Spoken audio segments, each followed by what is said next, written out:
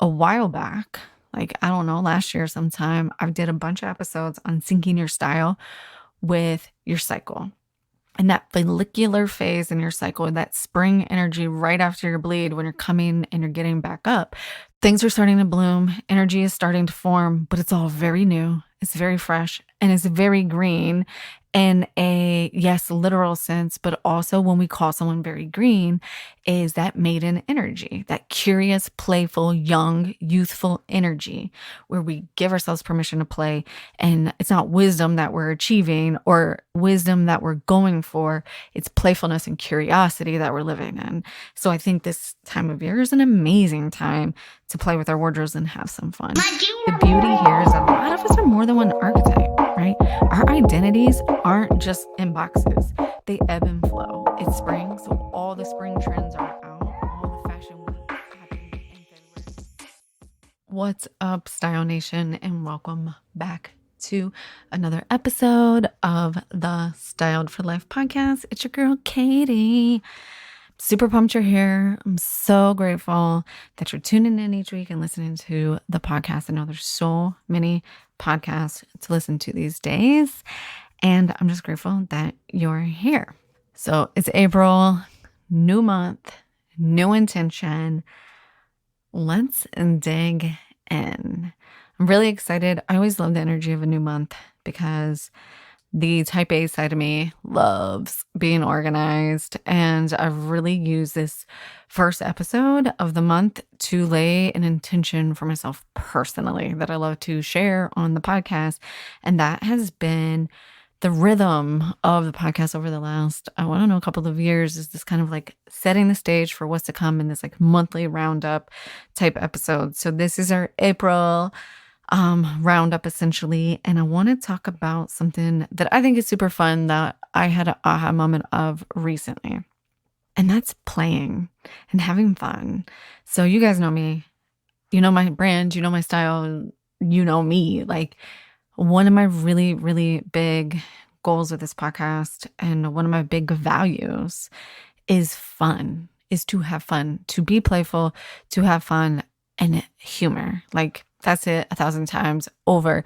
That was the hardest thing for me in a professional setting and just in general in life, is always like, here are the rules and here's the checkbox and like do all these things. And I would be like, okay, and can we make a joke? Can we, like, human connection doesn't come from checking checkboxes. Human connection comes from making jokes and laughing. And that is my go-to like coping mechanism on any situation where I'm uncomfortable. And as an entrepreneur, I'm fucking uncomfortable a lot. Honestly, like as an adult, even in my corporate world, like I was uncomfortable a lot because I also love to overachieve. Enneagram 3, Aquarius, like that's the energy I'm on all the time. And I use medicine and humor. I use humor as my medicine to navigate all those spaces. So things have been rough. Like, winter's never my favorite.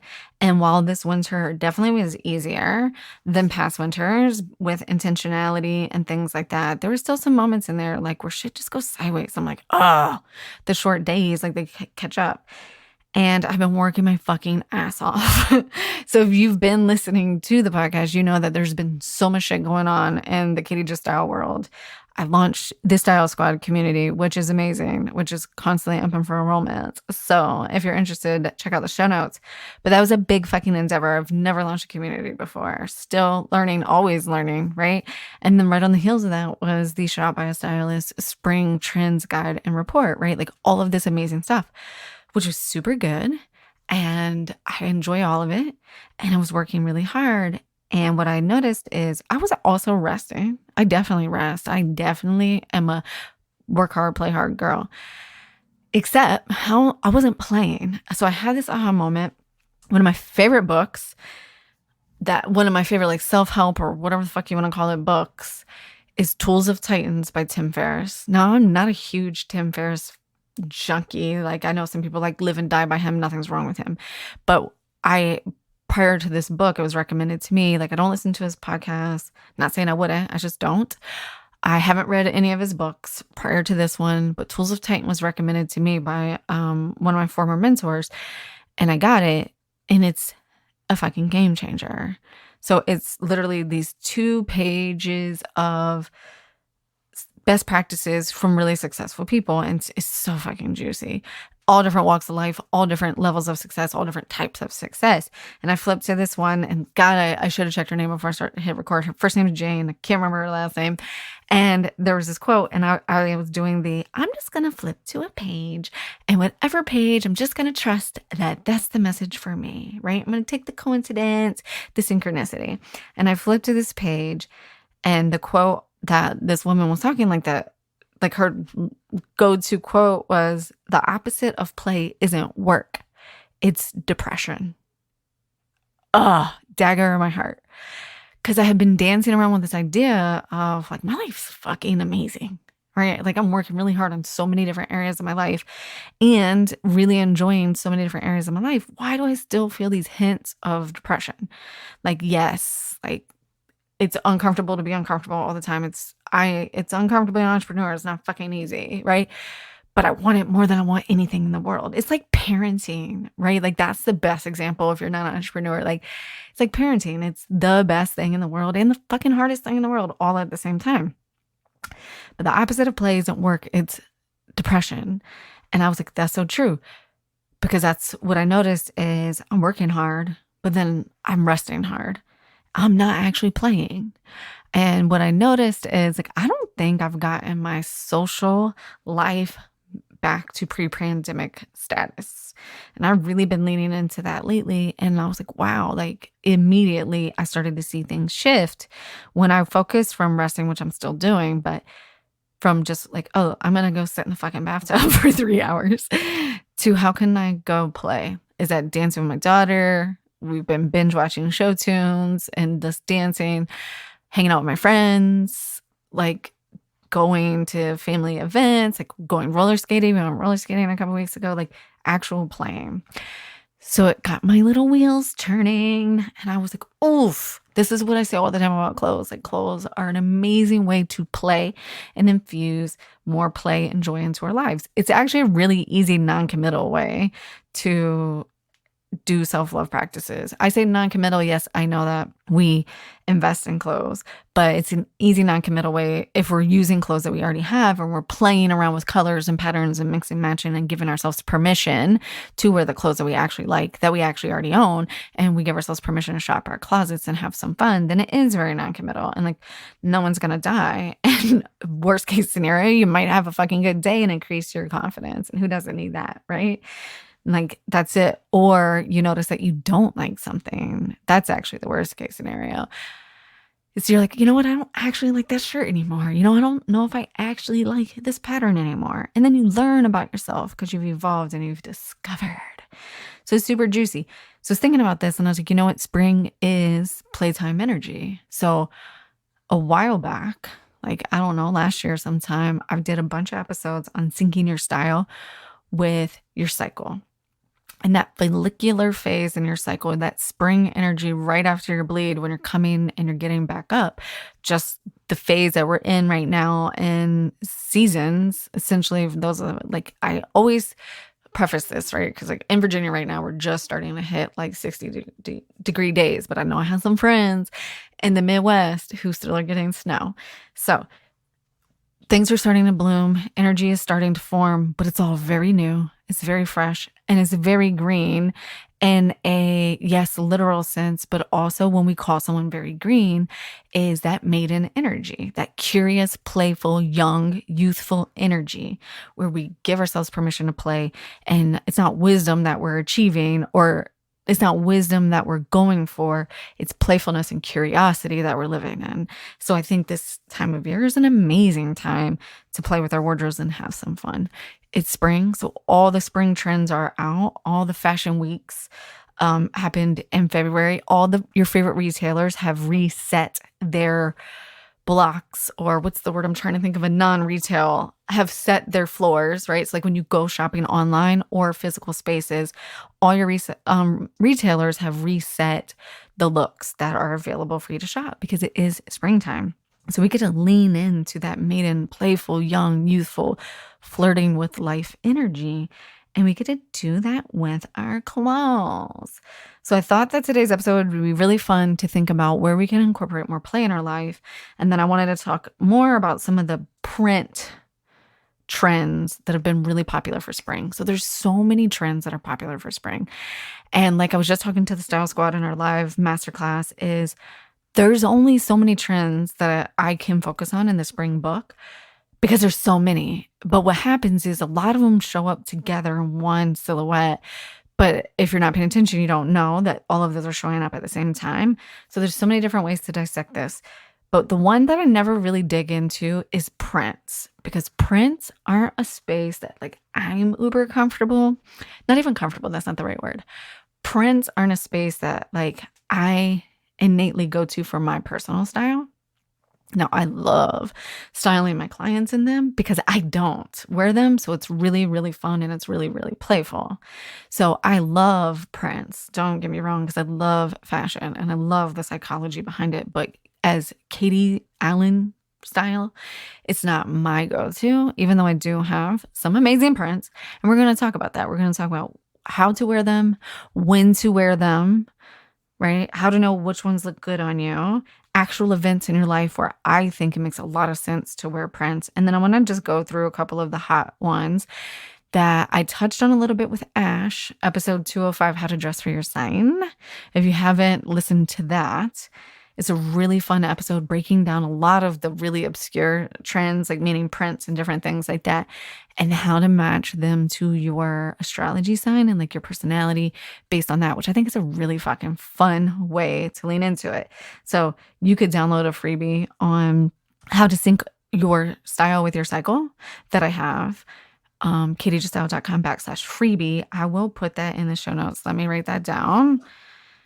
And you can go listen to that episode with Ash, episode 207, where we talk about dressing for your sign. So now you've got it synced up to like the time of the month with the energies that you're going to move through naturally. Then you can go sync it up with your astrology. And this is a choose your own adventure. And maybe the adventure is all of those for you.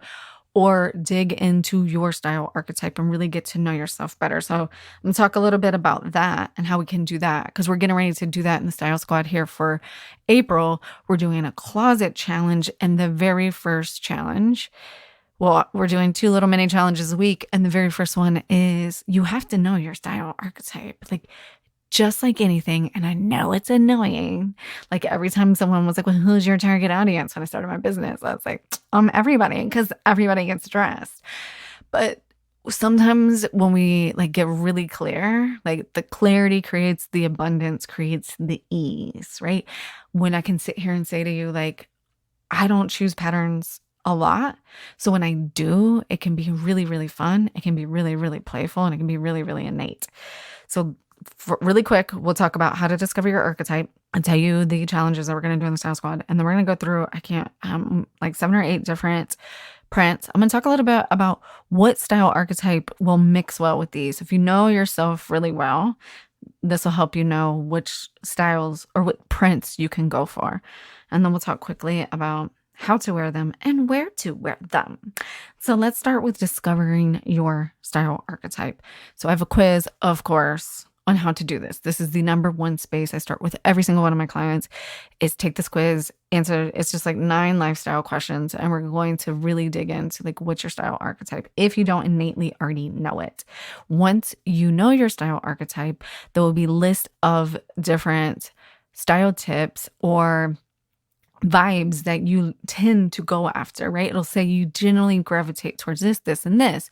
The beauty here is that a lot of us are more than one archetype, right? Our identities aren't just in boxes. They ebb and flow. We all know that life is way more fucking gray, even though we want it to be very black and white. So have some fun with that. And that's why I love that quiz, because there's the 5 major archetypes. And then it breaks down into here is how you know that you're this person, and it gives style tips and suggestions on things that you probably like. And then you get to mix and match those things. So go download the quiz. I'll put it in the show notes, katiejustyle.com/quiz, and you can get started there. So that's where we're starting in the squad challenge for sure. And then we're going to do a Pinterest activity. You can do and/or if the quiz doesn't knock your socks off. Another one where people are like, I don't have time for this shit. I just want to do it. I just want to know it. 10 minutes and go on Pinterest and do a 2023 spring style, spring skirts, spring dresses, whatever, tops, colors, shoes, whatever it is that you're into that you feel comfortable with. Google those on Pinterest, start saving those and create a little Pinterest board without looking at it.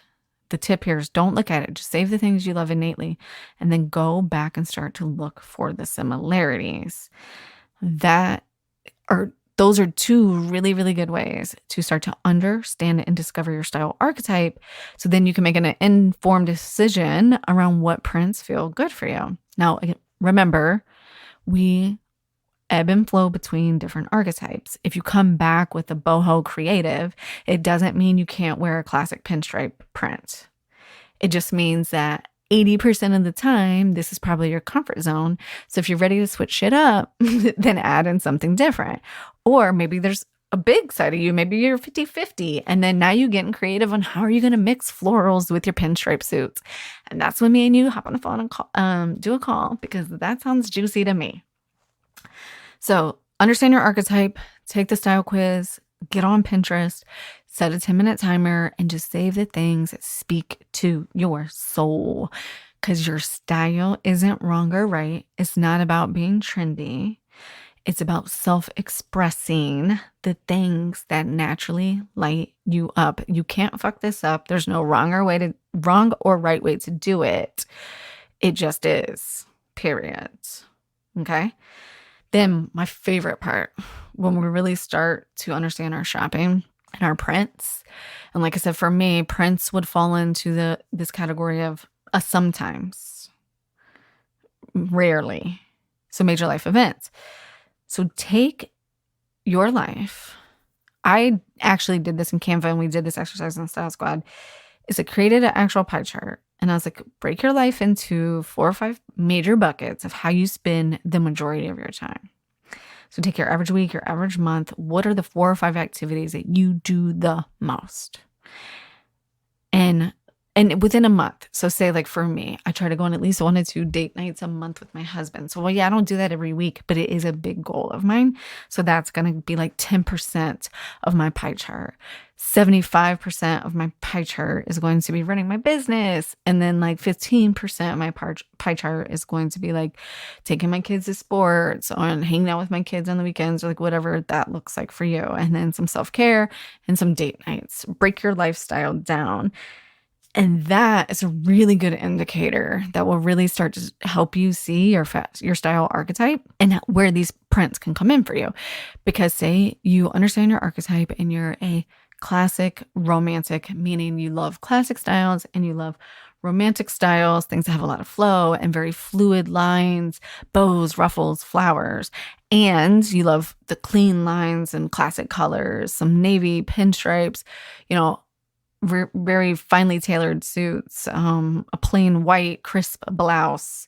How are we marrying these two? And then how do we marry them into your lifestyle?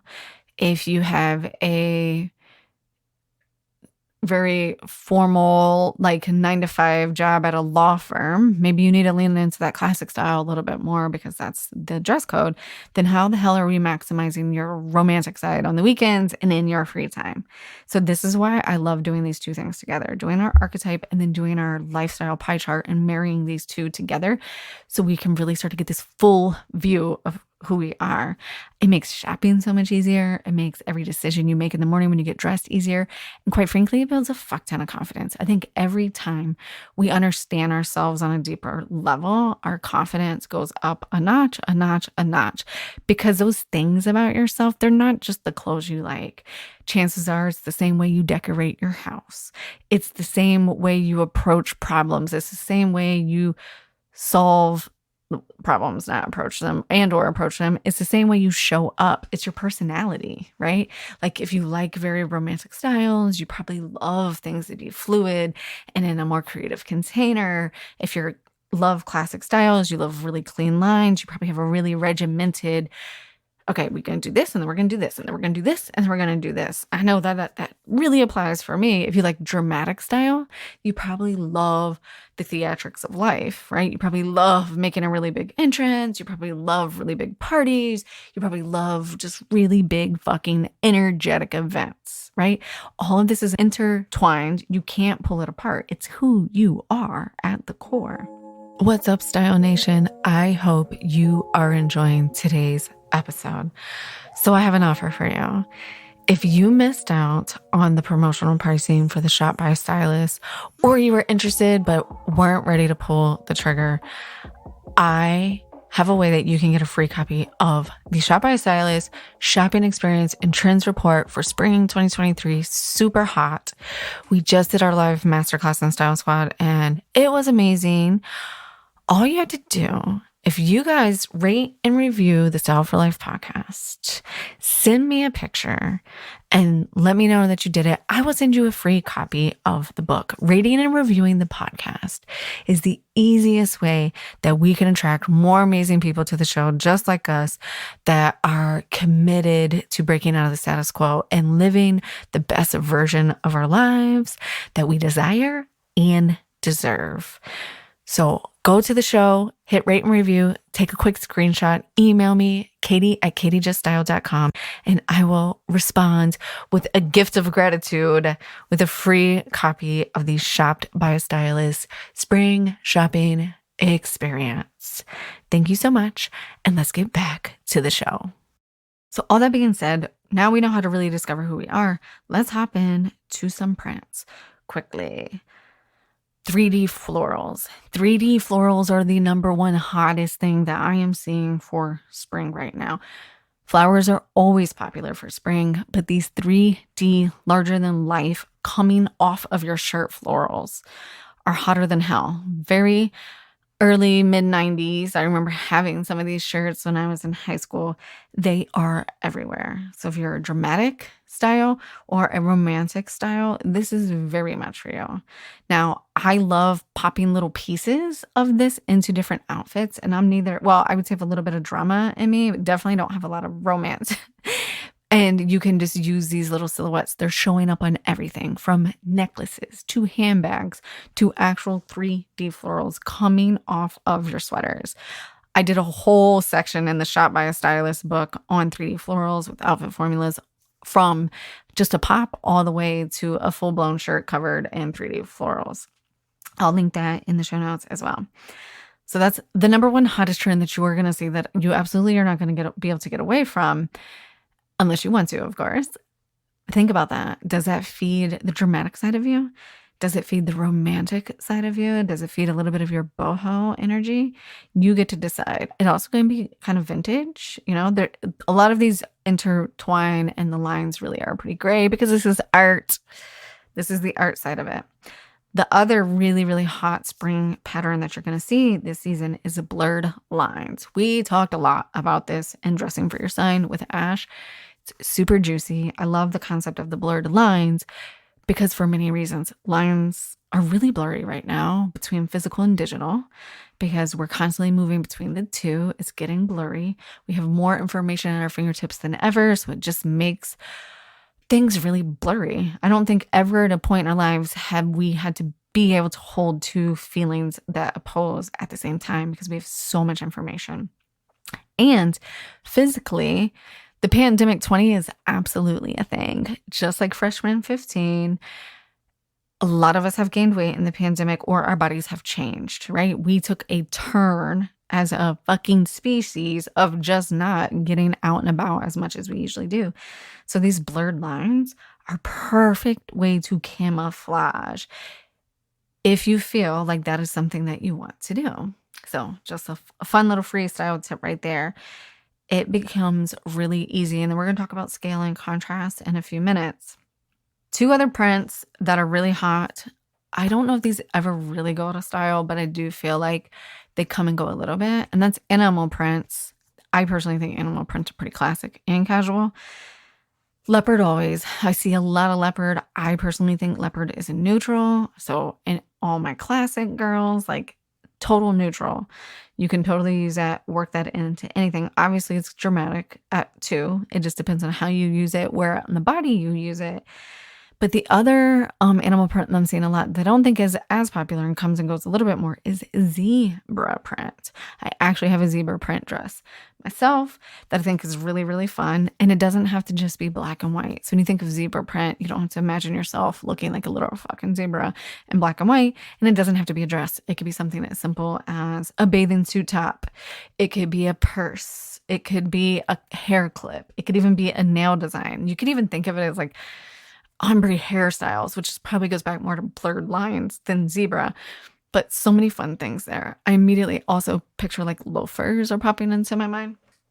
There's like a literal mini Pinterest in my brain at all times, pulling up images as I talk. So 3D florals, blurred lines, zebra prints, leopard prints, zebra and leopard. If you're dramatic, I think the zebra print is amazing. Like if you're looking for that pop of drama and all those ways I just mentioned, like a bathing suit top, shoes, a purse, a hair clip. I think leopard can be really casual too at the same time. I do think it's classic. I think it's one of those bridges between like classic and casual. So for me, it's always like I love it on a belt and I love it on shoes. Because like I said, I don't tend to gravitate towards prints on a regular basis, but I do love them as little pops of drama in my outfit. Stripes. I think every spring stripes become really popular because we automatically shift into this idea of like, oh shit, we're allowed to go back outside. And where I live, like on the East Coast, there's a lot of water, right? There's a lot of like sailing and being on the water and vacations and things like this. So like the striped nautical theme tends to come up.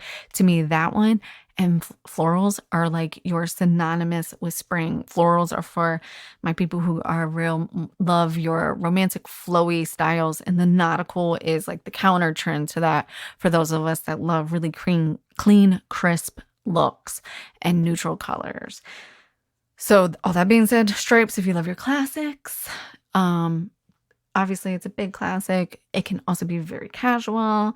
It can be dressed up or dressed down. This super cute striped look that I did in the Trends Lookbook, and I paired it with another trend, which I guess you could call a print, but it's really kind of a color and a material, is the silver metallics that we're seeing everywhere. I think that's a really juicy way to take that classic print and add a little drama to it. Up next in prints for spring is polka dots. Tons and tons of polka dots. I love polka dots on other people because I think it has this total retro vintage vibe to it. And I think it's amazing. I have a client who just, it's her go-to, it's her jam. It's a really good way to build a distinguishable style where people say, the girl that has that like vintage retro look. So I think polka dots can be classic, but again, I think they're very creative and they really give off that creative retro vintage vibe. So if that comes up as your archetype, this is a good one for you. Houndstooth. Houndstooth has been popular for the last couple of years. I feel like it's come in and out. This year I'm seeing the houndstooth on spring. It's in a lot of the icy pastel colors. I am seeing just very traditional houndstooth as a black and white, but I have seen it a lot on with the like in tweed jackets with very pastel-y colors, like trying to give you a vibe, paint the visual for you. Now, houndstooth are super classic, and if you are a person who doesn't tend to gravitate towards prints, you know where I love a good houndstooth? It's not actually on a jacket. I love it on a pencil skirt. And minis and maxis have been reigning supreme for the last couple seasons with spring and summer, and they still will. But you will start to see a lot of on the knee pencil skirts popping up this season, especially with jean skirts. But if you find a houndstooth pencil skirt, top notch. I love that look. I think that's a great way to incorporate more patterns into your style, but it's further away from your face where the pattern won't influence your contrast as much on your personal body. And we'll talk about that in just a second. Last but not least is plaid. So a lot of really classic prints right now. However, plaid can be really classic or it can be very grungy. It can be very dramatic and creative when I think of like 90s angst, right? You're seeing this like oversized plaid a little bit. The shacket is still out and about, but not wearing it as like a plaid button down, but more of as that big oversized plaid shacket, because what we're seeing is the tops are getting a lot tighter. Like again, just go back to the 90s. Tops are getting a lot tighter and more fitted because our jeans are getting looser. And that's the way that we balance our body, right? Like what we're doing on one part of the body, we're going to do the opposite on the other part of the body to mimic it. But then those of us that might have a pear shape where we're carrying more weight on the body, now we need to balance it back out on the top. And then that's where your plaid shackets come in. So lots of really good fun prints. So we have our 3D florals, our blurred lines, our zebras, and our leopard, right? I feel like this is the romantic, creative, dramatic styles. Now, again, I think leopard is neutral, so it can be worked into all of those and probably less romantic than the others. And then we have stripes, polka dots, houndstooth, and plaid. Those feel very classic to me and very casual to me. And within there, I shared my favorite ways to wear plaids because, like I said, I made to wear prints because prints are personal. I heard that on a podcast and I thought it was so true. And I think that's why knowing your style archetype is key this season. So that's your work for April. Understand that style archetype, that where you are right now, not where you were last year, not where you were in the 90s when all this shit was popular, not even where you were 6 months ago, where you are now. Like I said, we're ebbing and flowing and growing constantly. So it's really fun to just check back in and ask yourself, I don't usually wear prints, but maybe I feel called to try out some of these 3D florals because I need more play in my life. Or I don't usually wear prints, but you know what? I think that zebra print is kind of fun and reminiscent. And maybe it does remind you of a really good time. I hear a lot of people say, oh, I could never wear that because I used to wear that in high school, or it was this, it was that. But it doesn't always have to be a bad thing, right? It could be a really good memory. Maybe you wore that in high school when you used to go to, like, I remember going to the Sound of Music with my grandmother, or, doing these different things in my life. And maybe you don't remember your outfits, but I do. And a lot of times when we create really strong memories like that, we do remember what we were wearing. So before I move on to that and where to wear these things, let's talk really quickly about how to wear prints. So 2 things you need to know when you are picking out your print: the contrast level of your prints. If you are someone that doesn't have a lot of natural high contrast between your skin, your hair, your lips, and your eyes, then you are going to want to pick prints that don't have a lot of high contrast as well. If you don't have a lot of high contrast, don't pick black and white.